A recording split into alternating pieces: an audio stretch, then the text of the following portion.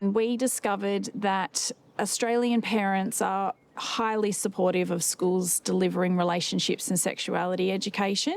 So over 90% of parents actually had an expectation that these sorts of topics should be covered by schools. What was surprising actually was that quite a number wanted certain topics to be covered in grades 7 and 8. And we do know traditionally a lot of schools will wait until years 9, 10 or even later to tackle some of these topics for the first time.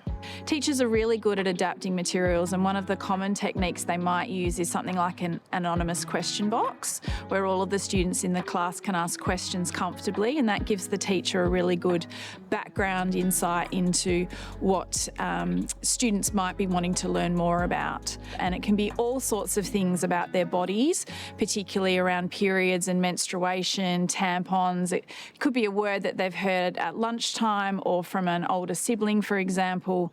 It really could be anything, and it does give the teacher some good insight into some gaps in knowledge.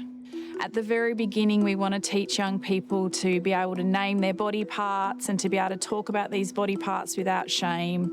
As they move towards the later years of primary school, we're teaching them about puberty, and then we move through to secondary school where there's a whole range of additional topics that we're going to cover. How to be really critical consumers of online spaces and online media, how to engage respectfully with their peers and manage changing friendship groups, through to those real basics of sex education. So learning how to use condoms and other barrier methods, the old condoms on bananas, for example, through to all the different contraceptive methods that are available.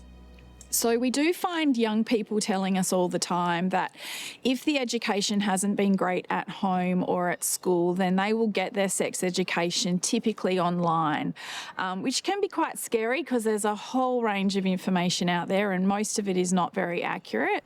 And they'll also go to their siblings and to their peer groups to help answer questions as well. So all of a sudden they're getting access to heaps of different information that might not be credible and is pretty unstructured. So that's why it's really important that both homes and schools work in unison to give young people a really good grounding. I don't think parents necessarily want schools to play a bigger role, but there is absolutely an expectation that they will lift part of the load. So parents don't want to be the only educators. I think definitely we need a partnership approach where both schools and homes are working in unison. And we know from talking to parents that they just want a bit of a heads up about what's happening in schools so that they can be adequately prepared for the questions that might come home. Because let's be honest, it's a little bit awkward for some of us. Most parents I've spoken to really value the opportunity that's presented to them because if a school's already started these topics, it just makes it a little less awkward.